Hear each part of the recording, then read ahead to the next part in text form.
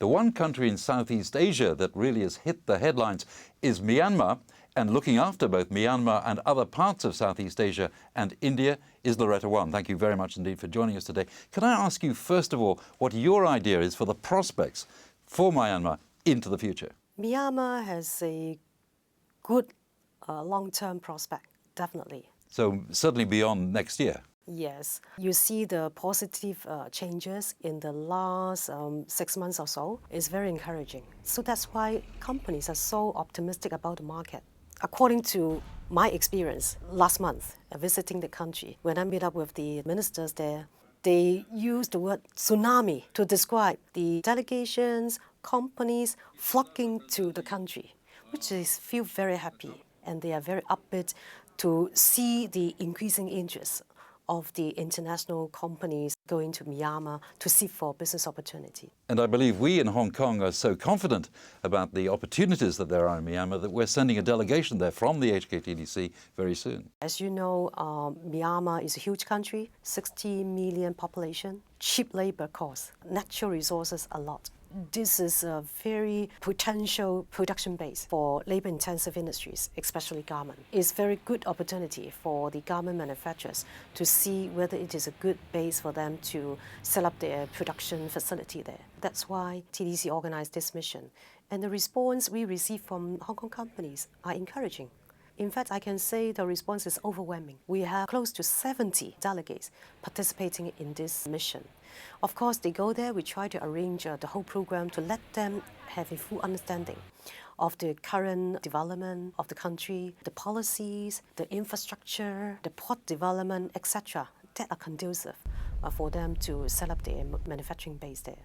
Looking at it more broadly, Loretta, what do you see as the prospects several years out? I mean, do you think, for example, Hong Kong logistics people, Hong Kong construction people, Hong Kong architects can all get into that market if trade begins to go, if tourism begins to develop in Myanmar? The way I see it, the first wave will be production, and thereafter must be consumer products or services, because they need a lot of services to upgrade their standard infrastructure, tourism infrastructure, or even hotels, the lack of all these facilities or services to welcome those tourists, investors, international investors to come to their country to set up their base. But at the same time, do you think it's possible that we might be overconfident of the possibilities that they are in Myanmar short term and not look at it in a much more long-term prospect? My advice is you have to wait and see.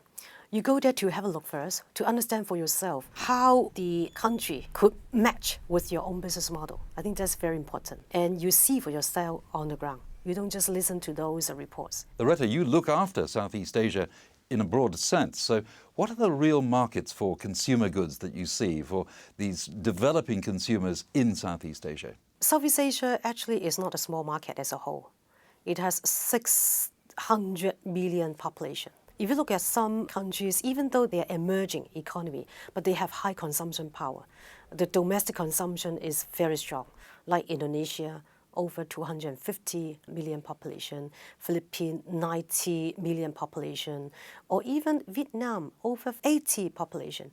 And one thing very interesting, over half of the population is under 29 years old.